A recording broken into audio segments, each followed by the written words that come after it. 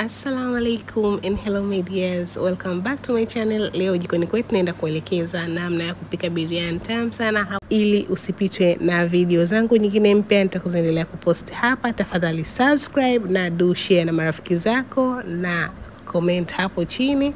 Biriani perfect kabisa. Utaanza kwa kuchemsha maji yako vizuri na utaweka viungo mpaka viungo vyako vitoe rangi kama hivyo, na nitaandika hapo viungo chini. Kisha utaongeza mchele. Nimetumia mchele unaitwa Pishori. Kisha unaosha mara 2 au mara 3 ili kupunguza starch na pia kuondosha uchafu. So nitakoroga kama hivyo, kisha nitaongeza chumvi kwenye mchanganyiko wangu wa mchele na hivyo viungo, na nitapika mpaka mchele wangu umeiva nje na ndani kidogo, yani haujaiva kabisa, una kiini. So baada hapo nitauchuja ili kuzuia wali usishike matonge. Nitaongeza maji baridi haya bombani, na hii process inasaidia kupunguza starch na kufanya wali wako uchambuke vizuri na usiwe soge ama usilegee kwa kugandiana. So kwenye sufuria nyingine weka mafuta na ongeza vitunguu maji. Hakikisha unakata vitunguu maji kama hivyo, hii inakusaidia kupika kwa urahisi na vitunguu kuwa crunchy pia.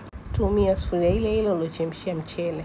Ongeza ambao haujaiva kabisa, ni mbichi kidogo, lakini kidogo uweka na rangi. Alafu tukaongeza vitunguu maji vile ambavyo tumekaanga kidogo tu, na ongeza wali tena kwenye tabaka la juu, na ongeza mafuta. Haya mafuta ni yale ambayo tulikaangia vitunguu maji. Hii ni kwa ajili ya kufanya wali wetu uendelee kuwa na ladha nzuri na tamu sana. So baada dakika kadhaa wali wetu uko tayari, yani tulifunika ili uendelee kuiva na mvuke. Changanya vizuri na vitunguu vimekolea kwenye wali wote. Rangi, mimi sipendi rangi nyingi sana. Kama unapenda rangi nyingi au rangi tofauti, unaweza ukaweka bila wasiwasi kabisa.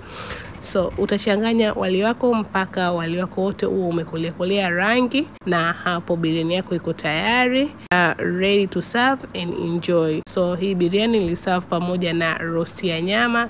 Comment hapo chini kama ungependa tushare na hii recipe ya roast. Please like, comment and share.